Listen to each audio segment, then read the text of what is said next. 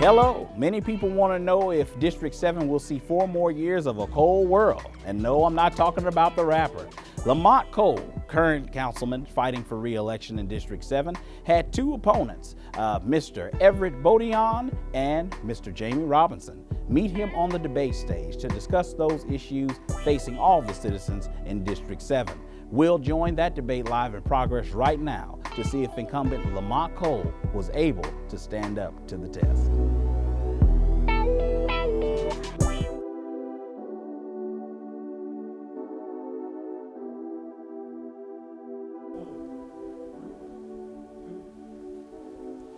Good evening, gentlemen. Thank you for joining me. I know that it's quite a feat to take time out of a busy campaign trail, and with less than a month to go, I know everybody's kicking it into high gear. You all are all candidates running for District 7, for the Metro Council seat of District 7 here in East Baton Rouge Parish.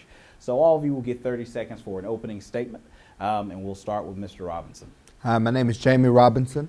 I'm a candidate for Metro Council District 7. I'm running because I value the issues that value the citizens of my community. That's addressing blight, that's fighting crime, and that's fixing our broken economy in North Baton Rouge. I plan to be a full-time councilman and someone who's available to each and every constituent in my district. Councilman Cole. Lamont Cole, currently serving as the Metro Councilman for District 7.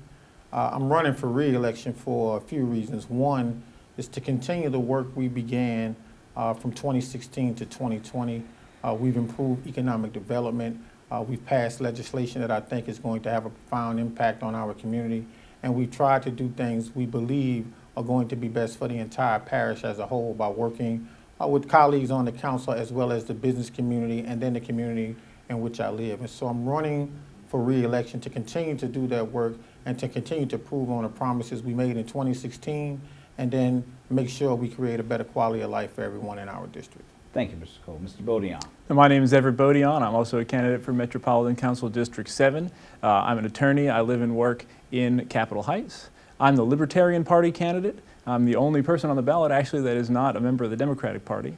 If you're interested in learning more about the Libertarian Party, you can check out our website at lp.org. And we are also the 3rd largest and fastest growing political party in the United States and the only other party aside from the Republicans and Democrats with a presidential candidate on the ballot in all 50 states.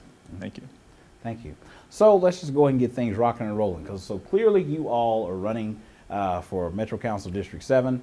And to Mr. Robinson and Mr. Baton, your question is, what do you feel that Councilman Cole has not done these past 4 years to deserve re-election to the seat of District 7? And to Councilman Cole, what do you feel that you have done to deserve re-election in District 7? Mr. Robinson, we'll start with you. Yes. So before I began the process of running for the seat, I realized some issues that I had and some reservations that I had with my community. But before I initially decided to run, I wanted to go out and canvass the district and talk to the members of the community to see what were their grievances and how did they want to see their community move forward and what did they expect to see out of their councilman. And the biggest thing was availability. People want a councilman who's available, someone who's they can relate to and someone who they can reach out to and get real honest results. And that's what I want to be. I want to be someone who's there for each and every constituent in that district. That's the Democrats, that's the Republicans, that's the Libertarians, that's the blacks, that's the whites, no matter who you are. And I want us to come together and so we can move our community in the right direction. Okay, Councilman Cole, would you have a rebuttal to the criticisms of you not being available to your constituents? Well, I think it's easy to say an individual is not available to all constituents simply based on who you speak with. I think it's important to recognize I work in the district. I work with children and families from the district, so I'm available to those young people and those families daily. And we do things all throughout the year to provide support for the people in the district. Now, I'm not going to sit here and say I've had an opportunity to meet all 23,000 voters, and I'm not going to say I've had an opportunity to meet all 43,000 who live in the district. But what I can tell you is that those of the members of our district I had an opportunity to work with and meet with and be around. We've had some great times and we've done some really good things together. And so we just look forward to continuing that work. So, of course, you want to be more available when you can, but you can only be available to those who are in your face, who are with you at the time when you make yourself available. And so I've tried to do a great job of making myself available to all members of our district when and if they call, and even when they don't. Thank you, Councilman Cole. Mr. Baton, what do you feel that the current incumbent has not done for your district that has caused you to get into the race? Well, I don't feel like I need to attack Councilman Cole directly so much as the business as usual of politics. Ordinarily, we can blame the two-party system and say, well, this party was in power and they screwed it up, so this party didn't get a chance to fix it, and back and forth forever. District 7, as I said, I'm the only non-Democrat running, so it's a little bit more difficult to blame business as usual when there's not even that scapegoat of the other side. When one district has been in charge under the control of one party for a long time, it just makes you wonder, why hasn't anything that we've wanted to get done gotten done so far? I think it's time that we change things up, have some new ideas, and not just go with business as usual in politics, whether or not it's Republicans or Democrats. Both sides typically do the same things back and forth forever, and nothing ever gets done. So I think it's time for fresh ideas. Thank you.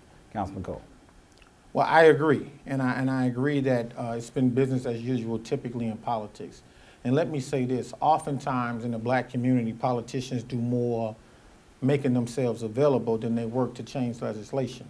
The main goal and role of a politician or an elected official is to be present at meetings and to vote and to work to change legislation that is going to have an impact on the district for a long time to come. So you may not see the results immediately, but when you look over a period of time and you look at legislation, then you can think about who passed that legislation, when was it passed. Because typically, black politicians don't do a great deal of passing legislation. We do a lot of handouts, we go to a lot of events, we go to a lot of church services, but we don't sit in that seat and work with our colleagues to pass legislation. Now, we passed more legislation in the first 4 years than most politicians will pass on a 12-year period on the city council, and that's a fact. You can check the record. And we passed some progressive legislation that some told me probably would not be passed. So while it has been business as usual before I got to the seat, while I've been in the seat, it has not been business as usual, which is why there are some who feel I haven't done the job that they saw most people doing, because we've changed that paradigm to focus on the system, changing the system for all people versus doing business as usual. So I agree with that. So one of the ways that I'm pretty sure everybody wants their elected officials to be able to do is change negative trends. As of October 3rd, it was reported that Baton Rouge has 83 homicides and is probably on pace to surpass the 2017 record of 106 homicides. So to all of you, starting with Mr. Robinson, if elected to the Metro Council, what will you do to try to stop this negative trend in homicides, not only in District 7, but be able to work with your other colleagues on the council to combat against homicides and crime overall in the district and the parish? Crime overall in our parish has gotten completely out of control. And in my district, District 7, it's on a rise each and every day. Just last night, we had a incident on 26th Street and Laurel Street, which is right on the border of District 7 and District 10, where 3 young men were critically injured. And then in District 7, in the heart of District 7, on Foster and Gus Young, there were 2 people at the same time critically injured. You know, we have a serious crime problem within our community. Now, how do we address that issue? We have to begin addressing the underlying issues that causes crime within our community. And that's just not only passing legislation. You have to have your ear to the streets. You have to be out here talking to people, and because we have to begin to change the culture dynamics within our community. We have to catch our young men and our young women before they get too far out of control. They need to know that their leaders are there and that they're present, not only in City Hall, but also where they live, right in their communities. They need to know that there's someone there who believes in them and who cares for them and who cares about the growth of their community. And that's why I'm running. I'm running to restore what citizens have lost. They've lost their hope for the future, and they've lost their faith in their elected officials. We have to be here to address the problems head on. That's the lack of jobs. That's the lack of businesses. And you know, people will say that there's new businesses coming to our community, but we have to ask ourselves, who are getting those jobs? Are they offering livable wages and generous benefits? Because it's issues like that that causes crime. We have an incident with blight, where so many people engage in criminal activities such as selling drugs and killing people right in front of blighted communities or right inside of blighted homes or former homes. How do we address those issues? How can people invest back into their community if they have nothing to invest? And that's what we have to begin to address. Right. Now, of course, you asked a series of questions of how we begin to do that. Of course, my question was, if you were to elect it to the seat, what would be a specific thing that, of course, you would do or try to advocate for to try to answer at least one of those series of questions that you have asked? Right. And I'm sorry, when I was saying how, I was saying that's exactly what I would do. When I said, how, that's the questions I asked myself when I was running. Okay. So basically, let me just reverse those hows. Let me say, I will work to create jobs within our community that offers livable wages and generous benefits. When you look at new businesses that have come to District 7, there are restaurants, there are boutiques. And what jobs come with those? Are those jobs offering livable wages? They're not.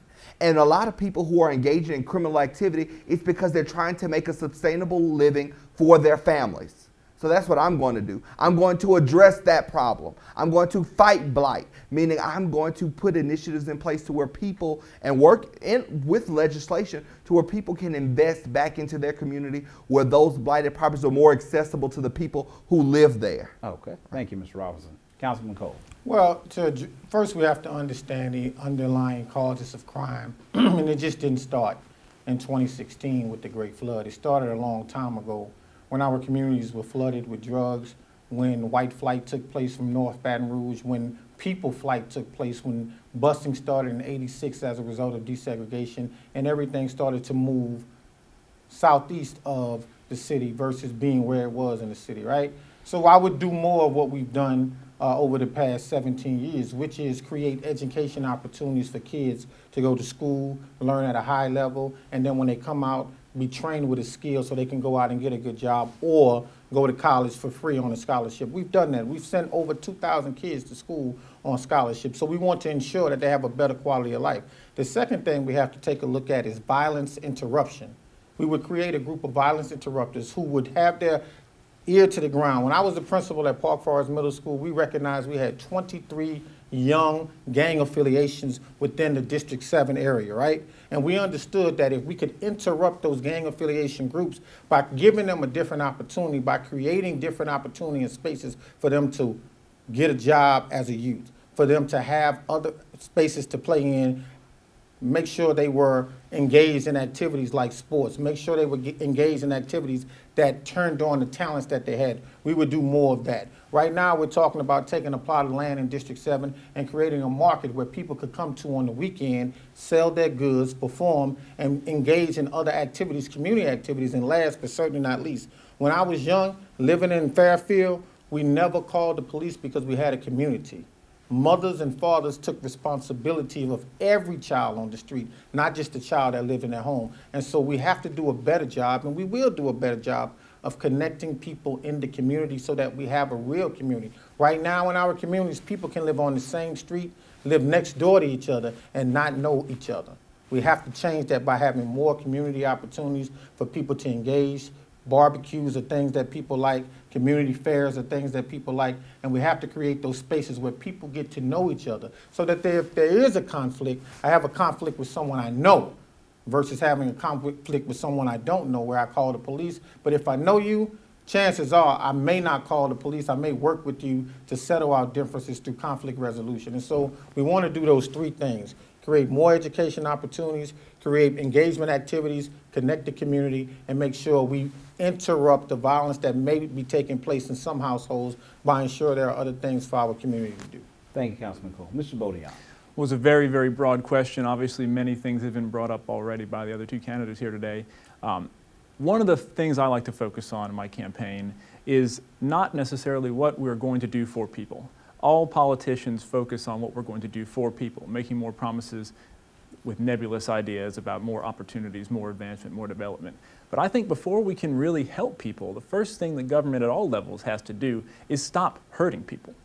The first and most important thing, I think, is we need to work at every level, local, state, and federal, to end the war on drugs, which is the most disastrous domestic policy that we have ever created. We talked about legislation earlier. Legislation has always been passed to try to hurt people or help people. We need to get rid of the legislation that hurts people first before we can help people. In the national political debate, we are talking about the crime bill that was passed in the 90s with Joe Biden and Trump fighting over that on the debate last week. And that was just an attempt. Oh, we got gang violence. We need to just put those bad guys in jail. And then we create an exacerbated problem where we tear families apart. People have criminal records. They can't get jobs after that. Really, when we banned all narcotics in the first place, just like when they banned alcohol and prohibition, we created the concept of gang violence. You can't make a living, as Mr. Robinson said, with a life of crime if you cannot sell drugs at such a high profit margin because of the black market. So would it be fair to say, Mr. Baton, that if you were elected to the Metro Council, you would try to advocate for a complete legalization of all the narcotics, or just specifically marijuana, or just live and let live? As a matter of the platform of the Libertarian Party, we call for an end to the drug war, which is decriminalization of all drugs, starting with marijuana and working our way through. Because the criminalization of drugs makes the problem worse than the drugs themselves. And in the countries that have tried experiments with this, they've seen nothing but positive results, much like how states that have legalized marijuana have had nothing but positive results. And so at the local level, there's only so much we can do because of federal government, of course. But I think that at the local level, we can at least try to ease up on prosecuting the drug war against people and destroying lives on the first instance. Okay, thank you. So some of you all kind of hit on it a little bit in regards to blight. And of course, with blight, that means there leaves a lot of gaps in potential resource centers, potential housing, potential businesses. Councilman Cole, I'll start with you on this question. So being that you are the incumbent, a lot of your citizens may be a little frustrated that they haven't seen an oasis to the food deserts that exist, especially in the northern part of the district. If reelected, what would you do to try to start bringing an oasis to these food deserts? Well, the first thing we've done already is we've worked with Mayor Broom's office to put grant money aside for a fresh food initiative to the tune of $250,000. And we're looking for opportunities to attract grocery stores to the area that will sell fresh fruit, fresh vegetables, and give families options that they can afford in the community. We've seen Winn-Dixie's, Piggly Wiggly's, other grocery stores leave the area. I think High Neighbor is the only one that's chose to stay. We do see some Shoppers Values in and around the area, but we want to see more big chain groceries, not stores in the area. Now, my big vision would be to do something very similar to what Whole Foods has done out west, and to put a Whole Foods in a disinvested area, which has become one of the highest grossing Whole Foods in the country because of what they put around the Whole Foods to ensure that the families who live in the area and the residents who live in the area could afford the food that Whole Foods is serving. So some might say folks who live in a depressed area can't afford a food at a Whole Foods, but I would venture to say we have to look at those opportunities that exist in other spaces and other places where they have had vision to look at how do we ask a Whole Foods, a big chain grocery store, maybe not, if not a Whole Foods, maybe a Albertsons, maybe a Winn-Dixie, maybe we bring back a Walmart grocery store, neighborhood store, and we say to them, you have to serve and sell food that families can afford, number one. And number two, you have to put some wraparound services around a grocery store like that so that families can access the groceries, but then they can access other things they may need as well, correct? And so those are the things we're fighting for and trying to do while sitting on the city council. If given an opportunity, I do want to address something Mr. Baton said in his last comments, because we did pass legislation to decriminalize marijuana, and we created an open needle exchange program. So those are legislation that I think speak to the heart of something he said about legislation that helps people and not hurt people. So we were able to pass that. Yeah, we'll definitely be able to touch on that a little bit later in this debate. Mr. Robinson, of course, if you're elected to the Metro Council, District 7, how do you begin to bring an oasis to the food deserts? Yeah, so we have so many blighted properties within our community. And I believe that that could be a tool that we have in our war chest instead of such a nasty narrative, right, in our community. We offer so many tax credits to so many businesses when they come to our parish or either just across the state. And those tax credit takes away from public initiatives like the public school system, such and other like the needle exchange and other things that the current council or past council administrations have passed, right? I believe that if we started offering these blighted properties to businesses to come to our community, that's something that we can have at the table. We have to begin to be able to offer something more than tax credits. And that would also address our blight problem that we have within our community.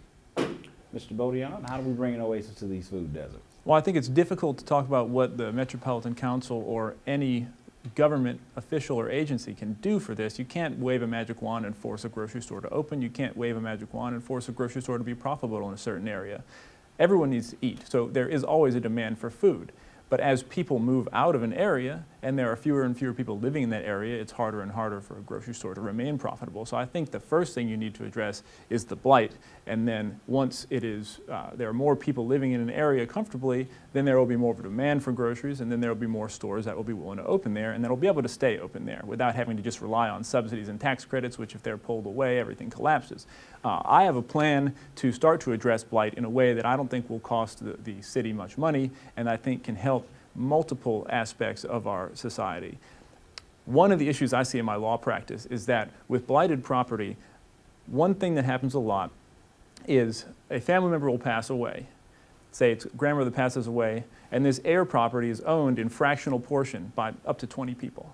And none of those people want to take the step to invest their own money to get a succession filed and to track everybody down and get it squared away so that the title can be cleared up and the property can either be rehabilitated or sold and put back into commerce. So I envision having a pro bono legal clinic specifically for successions of heir property, which would be staffed by third-year law students from LSU and Southern to get them some opportunity to have experience doing some succession work, which is an important area of law that lots of lawyers, myself included, work in, and to help the community to get these titles cleared up so these properties aren't just falling down when nobody wants to take responsibility for it.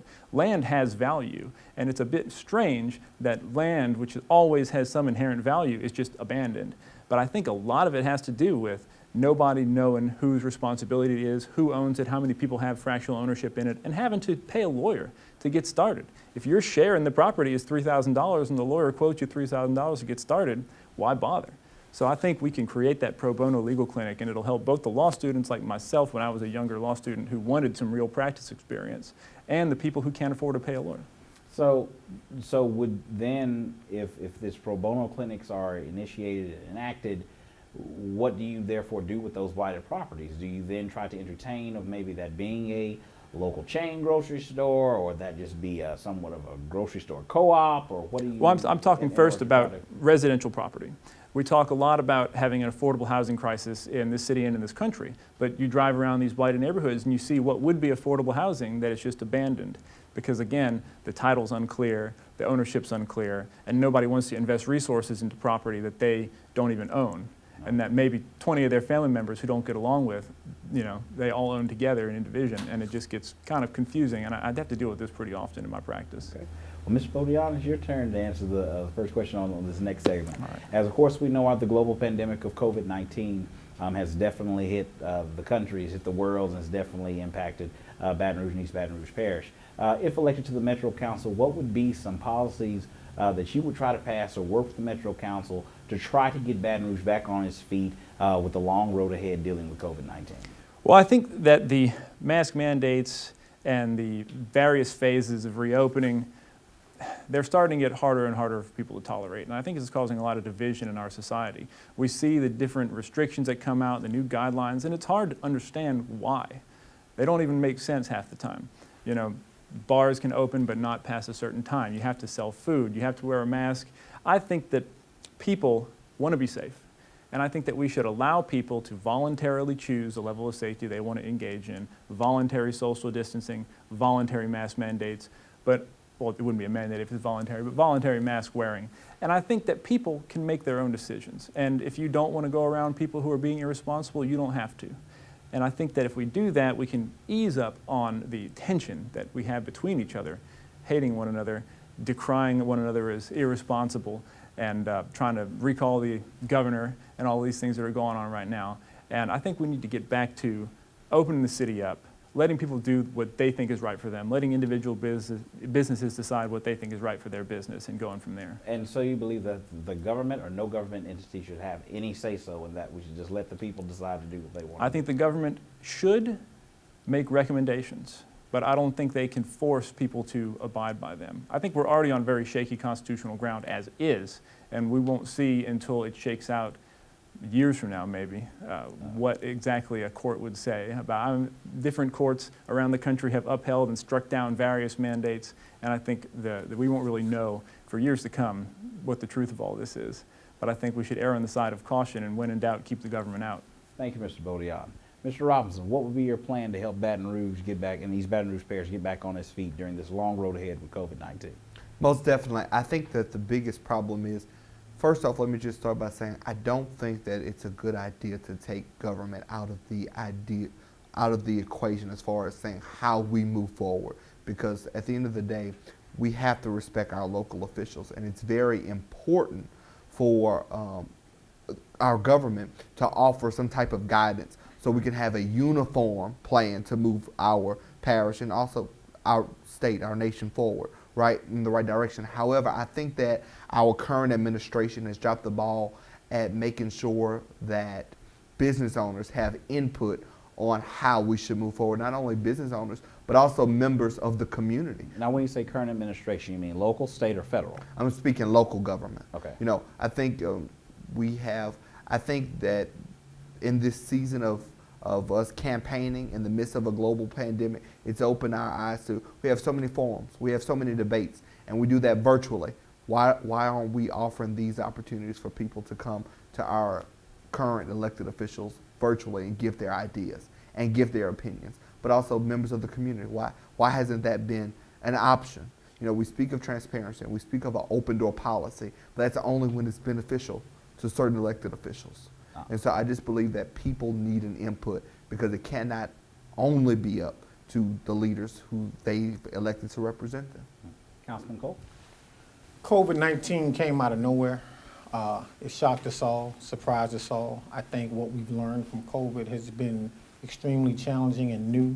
There's not much we knew about this particular situation prior to 2019. We're learning more about it as we go. Guidelines are coming out from CDC, but I think the thing we do moving forward is do an analysis and look at the research, look at the data, look at what it tells us about doing, number one, keeping people safe. I think that should be our number one priority. We recognize in the black community we are disproportionately more affected by COVID-19 than any other ethnic group or race in the world, simply because of the underlying conditions we have. And so as we go forward, we have to think about, what do we do to help families get healthier, have access to health care, make sure that children start going to the doctor more regularly at an earlier age, when we start pushing food education in schools like we used to, where kids understand what to eat, what not to eat, and how we keep people safe. I think that's the first thing we have to do, access to health care, and make sure that people all around the city, everywhere in the city, have adequate access to health care. And every child should have a primary care physician that he or she sees on a regular basis. I think those are the first things that we can do around health, all right? And then I think that would decrease the numbers of individuals in the black community who are suffering from COVID. The next phase would be to look at some of the other areas around the country and see what they're doing. We look at New York City.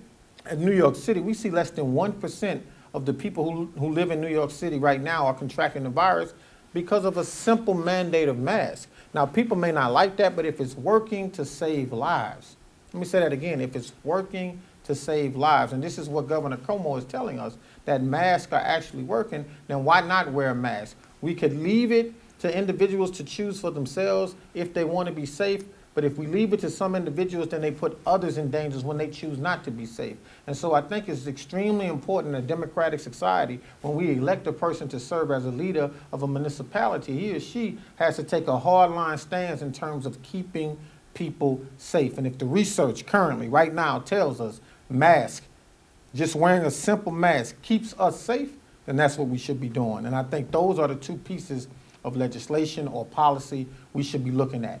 Access to health care, wearing masks to keep people safe as we move forward. And when we learn more, we make adjustments.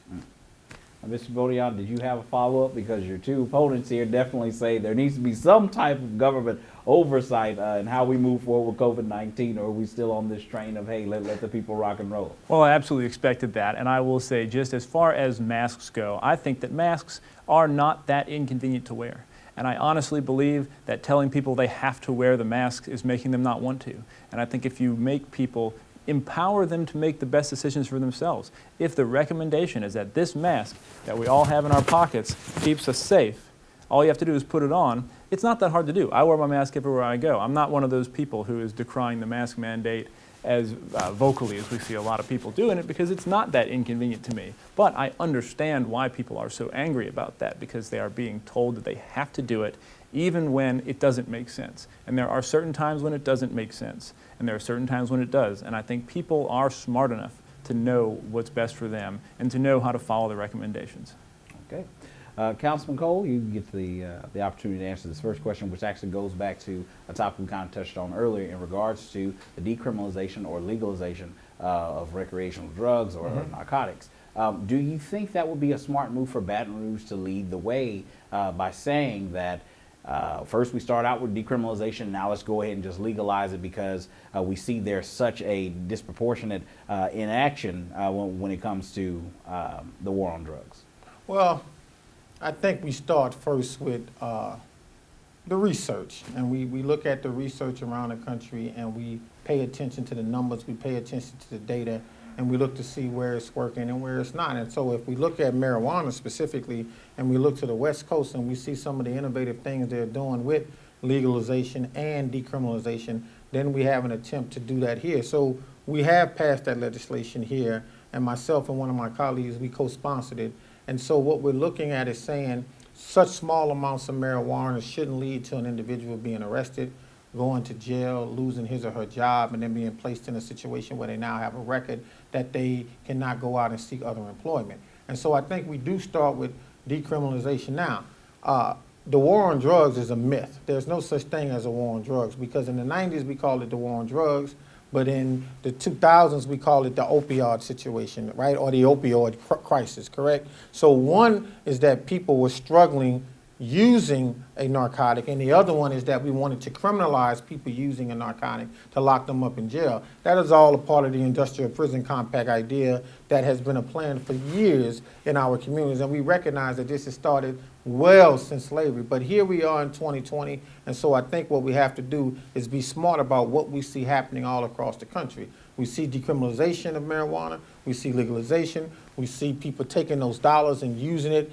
to fund research for cancer. We see them using it to help schools get better. We see them using it to help people get healthier. We see them using it to do substance abuse programs, domestic abuse programs. And so we have to look and see what other areas and other states are doing around decriminalization and legalization and make an attempt to do that. Southern University and LSU has done a great job of starting the process locally. We've done our part of decriminalizing small amounts of marijuana, and I think we have to continue to progress, continue to work. But in order to continue to progress and continue to work, we have to look at the data, use the numbers to drive our decision making. And I think if we look at the data from LSU and Southern, we look at the data from our law enforcement agencies locally, we will see that we're better off now having decriminalized marijuana than we were prior to, when we were arresting young people for such small amounts. I think we start there, and then we move closer and closer to legalization. Thank you, sir. Mr. Robinson, same question. I definitely agree with Councilman Cole of the idea of looking at the data based upon the research that's taking place at our two hub institutions, Southern University and Louisiana State University, and looking across the nation as to what other states and local governments are doing. I believe that our current council has done, they've definitely started a movement in decriminalizing marijuana.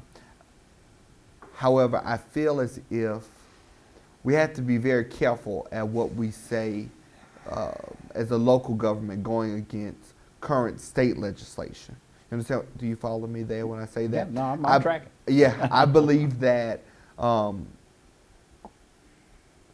when you say don't put a young person in jail because that they have a gram of marijuana on them.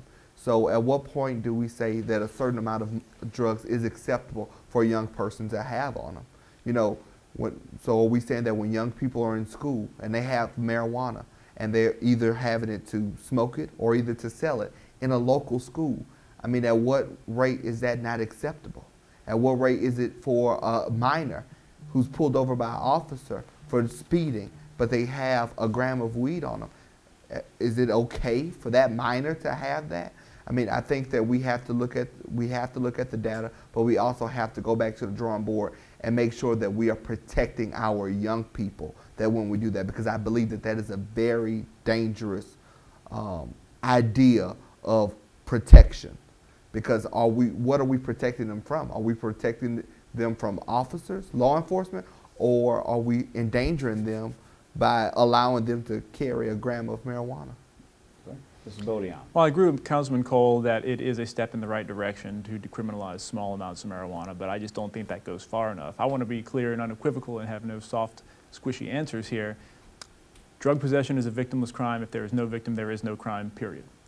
I think what we need to do, first things first, is we need to completely decriminalize and legalize marijuana. Marijuana should be treated exactly like alcohol is treated, and that would deal with Mr. Robinson's objections to what do we do about young people. Well, minor in possession of alcohol is currently a crime.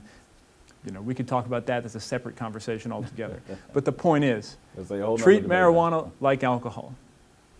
Do that. I can't see a major problem with that. Other states have already been doing this, and it's been fine. Nothing terrible has happened. We need to quit freaking out.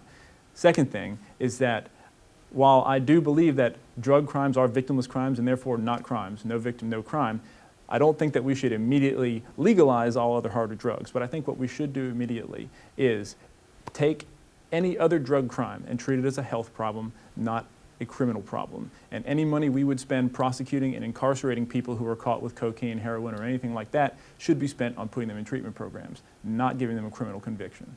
Thank you. Last question. Clearly, we've been seeing a lot going on nationwide and internationally, especially with the death of George Floyd, Breonna Taylor, the Black Lives Matter movement. And of course, 4 years ago in 2016, which was labeled the hottest summer in Baton Rouge, being a racial powder keg waiting to explode. If elected to the Metro Council seat of District 7, what would you do to make sure we continue to move Baton Rouge toward a more racially united community? I think the biggest piece that we have to focus on is police reform. And I believe that police reform starts with making sure that we reestablish an idea of trust between our law enforcement officers and members within our community. I can remember growing up on the corner of 24th and Galesburg and knowing the officers who drove past our street, because they would speak to us as kids and we would be able to speak back to them, and we knew who they were. We trusted them, we believed in them, and they believed in us, and they encouraged us as young people, and that's what we have to do. We have to strengthen our police force in the idea of strengthening them as far as loving our community in which that they serve.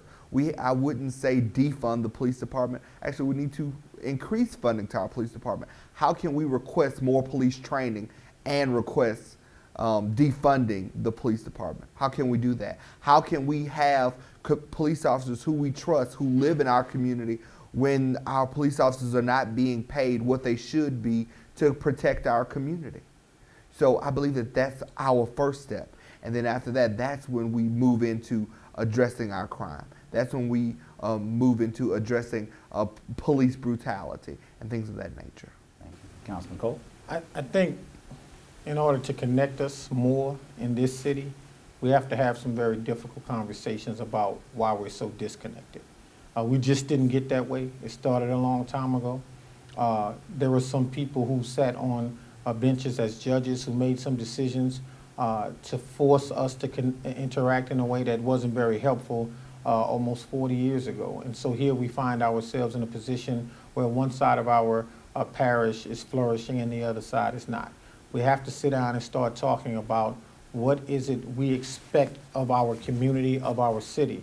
When I step outside, I want to feel the exact same way that any other individual who lives in this city feels about his or her neighborhood, if he or she feels safe, feels they have access to health care, feels they have access to entertainment, feels they have access to healthy food options, and feels as if though they live in an actual community. And so once we start having those conversations with all of the gumbo races that live within this community, we will find that we are more alike than we're not. And once we start having those conversations about the things we want that are the same, we can then begin to start working together to make sure we have them. When we ride around this town and we neglect going in parts of the town that are depressed, disinvested, and do not have the same opportunities as the other sides of the town, then shame on us for not making sure we understand why people who live in certain communities don't have the same hope, don't have the same desires, don't have the same input into the process that those who live on other sides of town do. We have to start having those difficult conversations, and if re-elected, we're going to continue to have those community conversations that we've had where we sit down and we break bread together, we eat together, and we have these conversations and we have dialogue over topics that we all want to see improve. High quality education for all of our schools, early childhood education for all of our children, safe communities for everyone and every family who lives in the parish of East Baton Rouge, city of Baton Rouge. And how do we make those critical three things happen? Because if we make those three things happen, we won't have to depend on reformation of a police department. We won't have to depend on police coming in and solving our problems. If we create a real community where we know each other, where we respect each other, and more importantly, where we love each other, we won't need anybody to handle our issues. We will do it for ourselves if we work together. Thank you, Councilman Cole. Mr. Baton. Well, unfortunately, I think I'm going to sound a bit like a broken record again here, but when you look at police violence, I think you can trace the epidemic of police violence directly to the drug war. In law school, I had to study criminal justice and had to look at the string of cases regarding the Fourth Amendment and search and seizure. And these cases is a direct line of increasing government authority to mess with people in their individual lives because of looking for drugs. Things like Breonna Taylor was no-knock raids, things like that are happening all the time. In fact, years ago there was someone killed, and a police officer was also killed in the shootout on Capitol Heights with a no-knock raid about some marijuana plants or something like that. But these no-knock raids exist because of the war on drugs, because of the idea that, well, if we announce ourselves as police officers, they could flush the evidence down the toilet. We can't do that. There's all kind of exceptions to the Fourth Amendment for searching vehicles because of the war on drugs, where cops will tear through someone's car looking for the tiniest pill or the tiniest marijuana seed. So you talk about a young man driving around who might have a gram of marijuana. That causes people to live in constant fear of police, act with suspicion toward police. Anybody could be shook down by a police officer because they could have something in their pocket that is a crime. They didn't do anything to anybody. No one complained about that person victimizing them. You can be a criminal just by possessing something, and that is really what caused this problem with police violence in the first place. We created the whole idea of street gangs with the drug war, and then we had to militarize the police to fight against it, which is completely ridiculous. And I think if we can work to end police militarization and end the aggressive tactics that the drug war created, then we won't have a lot of these problems in the first place, because unless someone is being victimized, the police don't have to step in, don't have to victimize and target people themselves. And I think if we were to look at police or policing in a fairer way, I imagine if you were to send as much of the drug interdiction efforts that the police department does around the LSU area as they do in North Baton Rouge, you would find just as many people walking around with drugs on them. But they're not doing that. They're sending the police into the bad neighborhoods. They're arresting people in those neighborhoods. They're recording those crime statistics in those neighborhoods, and that makes the neighborhoods worse because the statistics, the data, says there is more crime there. Well, they arrested more people there because there were more cops there in the first place, and so on and so forth forever. I think we need to break that cycle and stop victimizing people who haven't victimized anybody themselves. All right. Well, gentlemen, we have come to the end of our debate. We're getting ready to close it out. You all will have 30 seconds for a closing statement. Mr. Robinson, you started off. Mr. Baton, you'll start off the closing statements here. 30 well, seconds. Again, I understand that some of the things I say might seem a bit radical to some people, but I promise you there's a lot of really smart people that work in the Libertarian Party and libertarian ideas. If you want to learn more about what we believe in, again, visit us at lp.org. And also, if you just are sick of hearing about the same stuff in politics, there are other options. There is a third option. There are new ideas. So if you want to change things and have new ideas, completely fresh take on things, vote for me, the Libertarian candidate. Mr. Robinson. Yeah.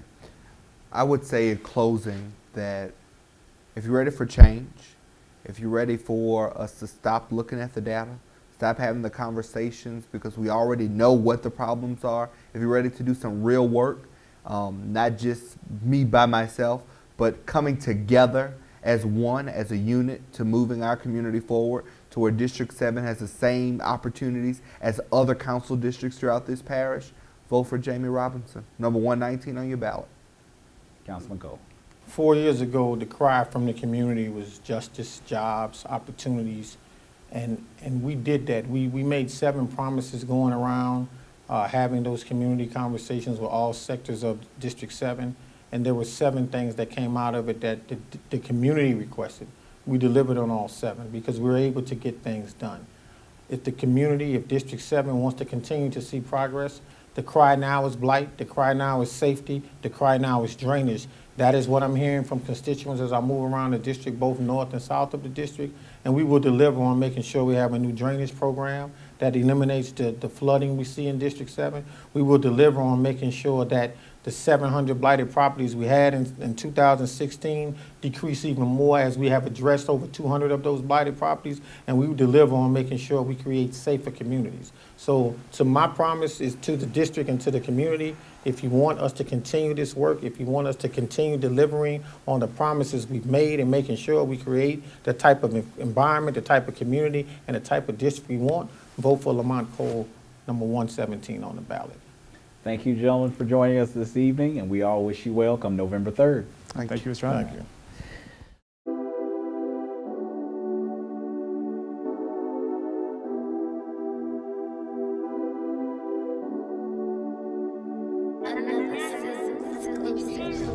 Another